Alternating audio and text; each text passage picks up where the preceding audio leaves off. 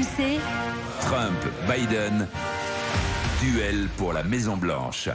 Votre rendez-vous chaque matin à 6h40 et ce jusqu'au 3 novembre, jusqu'à l'élection présidentielle américaine. On vous emmène sur la route des États-Unis, de Miami à Washington. Nos deux reporters, Caroline Philippe et Nicolas Roper, vous font découvrir les enjeux du scrutin. Ce matin, coup de projecteur sur le vote des seniors et notamment en Floride. C'est leur Côte d'Azur à eux. Là-bas, un électeur sur 3 a plus de 65 ans.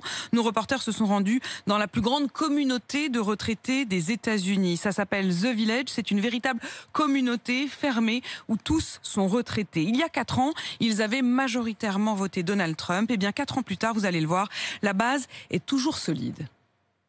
Seul le bruit des voiturettes de golf vient perturber le calme des rues. Ici, tout le monde se déplace comme ça, entre deux parties sur le green. Norman et Judy se baladent. Ils vivent dans cette communauté depuis 3 ans, un paradis pour retraités selon eux. Tout est sécurisé, très propre et les gens sont bien. Et ces voiturettes deviennent des objets de campagne. Les affichettes pro-Trump, fièrement collées sur les pare-brises. Norman et Judy voteront à nouveau pour lui.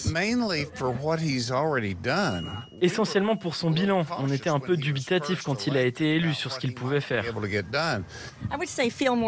Financièrement, je me sens plus sereine. Ça ne m'inquiète plus. Nos placements se portent bien. On n'a vraiment rien à redire. Si le bilan économique de Donald Trump semble satisfaire la plupart de ses retraités, sa gestion de l'épidémie divise davantage. Mais Judy défend le président sortant. Elle estime qu'il n'a pas surréagi, qu'il a suivi les avis scientifiques. Après, chacun doit prendre ses responsabilités. Je ne pense pas que ce soit vraiment son rôle de me protéger. C'est à moi de le faire, de prendre soin de ma santé. Je ne devrais pas me fragiliser, être en surpoids ou avoir des problèmes de santé. Ce n'est pas de sa faute.